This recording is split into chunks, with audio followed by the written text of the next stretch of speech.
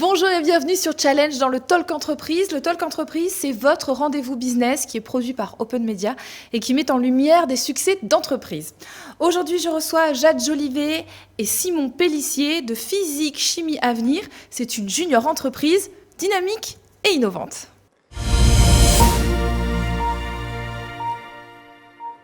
Bonjour à tous les deux, bienvenue. Bonjour, merci. Je suis ravie de vous accueillir. Alors Simon, vous êtes le président de la structure, pour qu'on remette un petit peu les choses dans son contexte. Vous, Jade, vous êtes la responsable projet donc de Physique Chimie Avenir. C'est une junior entreprise. C'est la junior entreprise de l'École supérieure de physique et de chimie industrielle de la ville de Paris. Quand ça c'est dit, je pense qu'on est bien. Ça fait plus de 40 ans que vous existez. Est-ce que vous pouvez quand même déjà nous expliquer ce qu'est une junior entreprise ? Alors oui, bien sûr. Oui. Donc en fait, une junior entreprise, avant tout, c'est une association à but non lucratif qui a pour but d'accompagner les entreprises dans la réalisation de leurs projets, notamment des projets innovants et à but scientifique.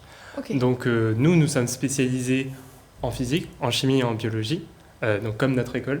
Et on va jouer le rôle d'intermédiaire entre l'entreprise et l'étudiant qui va réaliser cette mission. Oui, comme l'a dit Simon, on est spécialisé en physique, chimie, biologie.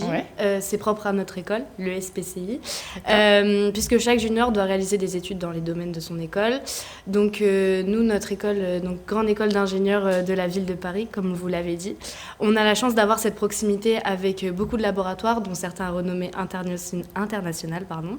Et surtout, ce qui est très inspirant, c'est que le SPCI profite de l'influence des 6 prix Nobel qui sont passés par l'école, dont Pierre et Marie Curie ou Pierre-Gilles de Gênes, donc ce qui favorise aussi cet esprit de recherche innovante. Ça fait une belle carte de visite, on va pas se mentir. C'est ça. Vous accompagnez des entreprises, mais avec des structures, des tailles totalement différentes. On s'adresse à qui ? À peu près à tout le monde. C'est ça qui est super, c'est qu'on interagit avec des entreprises à la fois donc, des grands groupes, donc notamment des entreprises du CAC 40, mais aussi accompagner des projets de PME, TPE, voire même on a réalisé des projets avec des particuliers qui avaient envie de monter leur start-up et on a réalisé par exemple le prototypage de leur idée, de leur innovation et donc on les a accompagnés de l'idée jusqu'à la réalisation. Ah oui, c'est clé en main, de l'amont et jusqu'à la réalisation du projet. Génial. Tout à fait. Est-ce que vous pouvez nous donner des exemples concrets de projets que vous avez réalisés ? On a travaillé avec une entreprise publique qui avait besoin de caractériser des polymères, donc c'est assez scientifique, c'est chimie. Donc là, on était dans la caractérisation, donc c'est plutôt une étude chimique.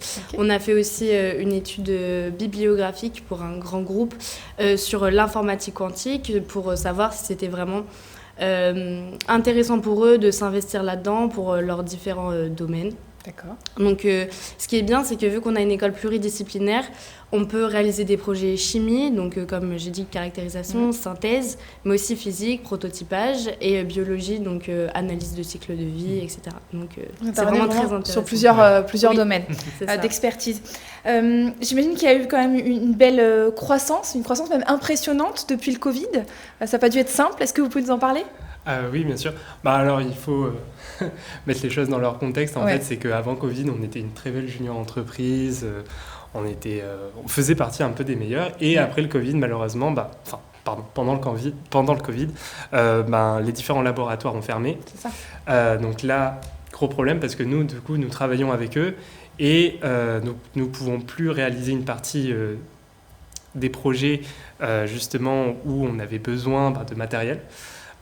Donc finalement on a eu un gros coup dur avec ce Covid. Comme beaucoup d'entreprises, c'est vrai. Et après le Covid, en fait, ce qui a été super, c'est que nous avons organisé en fait des soirées événements auxquelles on a rappelé d'anciens clients, les différents alumni de notre école, et ça a été parfait parce que du coup ça a relancé la machine. Tout à fait. Le chiffre d'affaires tous les ans a juste explosé et puis actuellement on continue dans cette croissance et on essaye d'améliorer notre stratégie long terme. Voilà. Vous parlez de stratégie, il y a aussi des valeurs, parce qu'en tant que junior entreprise, il y a des valeurs qui vous tiennent à cœur. Il y a notamment la mixité dans le monde du travail. Comment ça se concrétise au quotidien ? Du coup, on évolue tous les deux dans un monde plutôt masculin jusqu'à aujourd'hui, les sciences, les écoles d'ingénieurs, même les juniors entreprises. Donc c'est important pour nous de favoriser justement la mixité.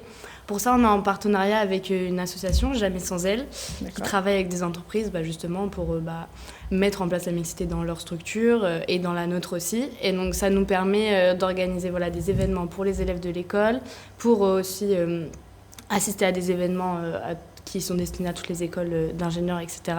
Et au-delà de ça, on s'engage dans la lutte contre les violences sexistes et sexuelles au sein de notre établissement, qui fait partie de notre partenariat avec Jamais sans elle. Donc vraiment, on sent que c'est des valeurs qui vous tiennent à cœur. Oui, beaucoup. Et que vous mettez en œuvre chaque jour. On a fait un peu un bilan, vous avez dit que vous étiez en pleine croissance. Et si on se projette dans l'avenir, comment vous voyez le futur ? Est-ce qu'il y a des partenariats qui vont encore se créer ? Est-ce qu'il y a des projets en cours ? Alors, on a envie d'être du coup acteur de cette transition énergétique et du coup, on a développé une stratégie un petit peu long terme qui s'appelle le PCA 2025. Et notre objectif va être de développer en fait un score, un RS score, qu'on va à chaque projet, on va voir réellement son impact environnementalement parlant. Et on a aussi envie de toujours être acteur et du coup, on a développer une nouvelle offre de prestation qui est donc le bilan carbone et d'accompagner ces entreprises dans cette réalisation. Si je vous donnais le mot de la fin, quel message voudriez-vous faire passer à ceux qui nous regardent ? Pour ceux qui nous regardent, n'hésitez pas à aller vous renseigner sur les juniors entreprises scientifiques, parce qu'on réalise de beaux projets, on a de belles offres de prestations qui peuvent accompagner des structures, comme on l'a dit, de l'idée jusqu'à la start-up. Donc ça peut être très intéressant. Et on tient tout particulièrement à remercier en tout cas l'ESPCI, le fonds ESPCI, et la Fondation Langlois qui nous ont soutenus pour ce projet. Et bien évidemment, on vous remercie de Challenge.